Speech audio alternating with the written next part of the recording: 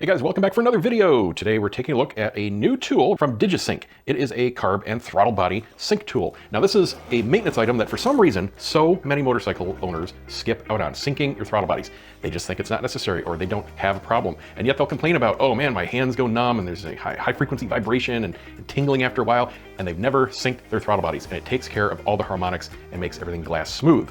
And it's in your manuals. You are supposed to do this periodically. It's not hard. So I'm gonna go through what you get here, and then we're gonna go out in the garage, and I'm actually going to do one on my FJR, and I'll also directly compare this to the tool I've been using for the last 18 years, the CarbTune Pro from England. So in here, you get this nice handy dandy case.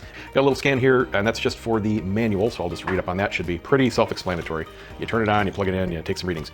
I love that they give you extra little vacuum caps. Probably 50% of the time, at least one of the caps on whatever bike I'm doing is damaged. They age, they get hard, they crack, and you do have to replace them periodically. So they give you a whole bunch here. Totally cool, very appreciated. And then we have some adapters here, 5 and 6 mil set of adapters. Now the units, they have 3 different units, 2, 4, and 6 cylinder versions, and that's just how many leads you get here. A little protective film on there.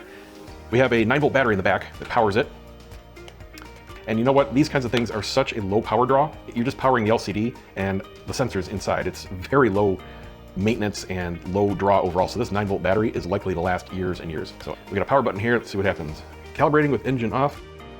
Oh, calibration done. Turn engine on. So I guess it self-calibrates when you turn it on. I love that. Calibration is very important, and there are many different tools that you can use to do this, starting with basic DIY. There have been plans for DIY manometers, which is what these tools are, for many years. There are dial gauges, there are metal bars, there are mercury, and there are digital. This is simply the most accurate way. You not only get a tachometer, but you get very precise readings. This will make it super fast and easy to dial things in.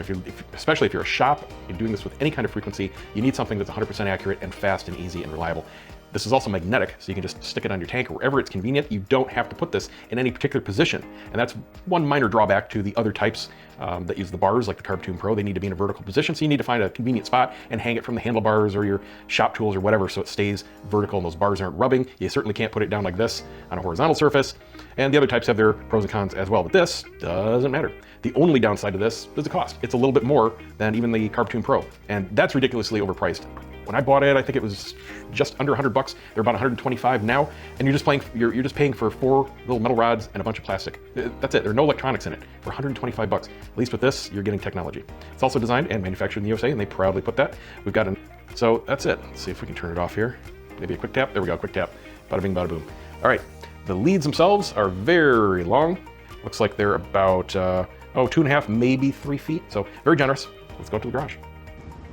Okay, ready to rock and roll. Got the bike warmed up, very important. All prepped, ready to put a tool on it. Now, we're gonna compare the two tools, and I also wanna mention something that I'm very appreciative of, and that's that they give you the extra caps. I'm going to use the ones that they gave me because 3 out of 4 of my Yamahas are starting to crack. I don't have any leaks, but they are starting to crack, so it's time to replace them. But the new ones have thicker walls.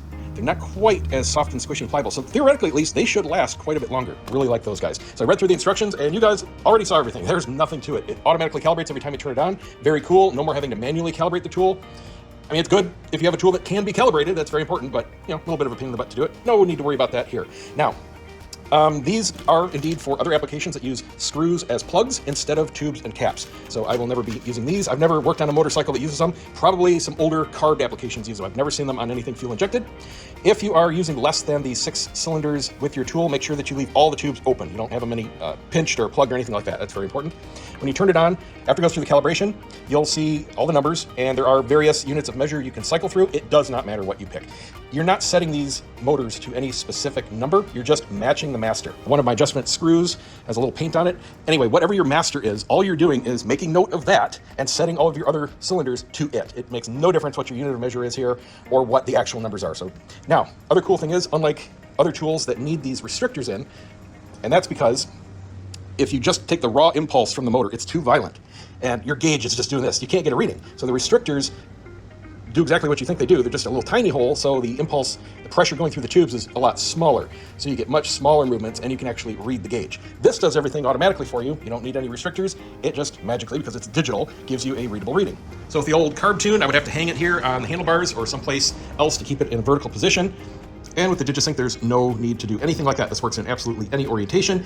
It is magnetic. I would equate it, closer to like a mag case for your phone. I would also like some type of hook, because sometimes it is convenient just to hang it right here, and that would be really nice.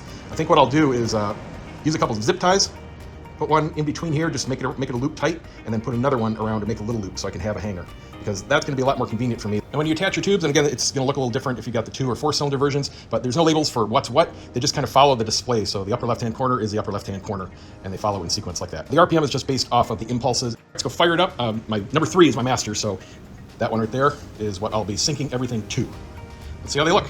I don't know how close it's going to be. I last did it years ago, but I don't think it was too many miles ago. I don't remember exactly when I did it. And it feels okay. I don't have any noticeable vibration, but if it's slightly off, it can definitely affect starting and running and acceleration and fuel economy and all that kind of good stuff, even before you feel it through the bars.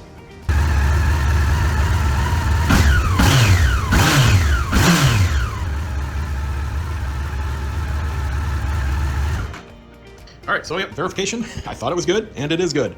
Nothing to do there, but adjustment, it's exactly the same no matter what tool you're using. Make your adjustment, give it a few revs, let it settle, look at your number, go from there. Bada bing, bada boom. Absolutely love the tool. I mean, it does exactly what it says it's gonna do. Give me a little loop, and man, that thing would just be a solid recommendation without any faults. All right, that's it. See you next time.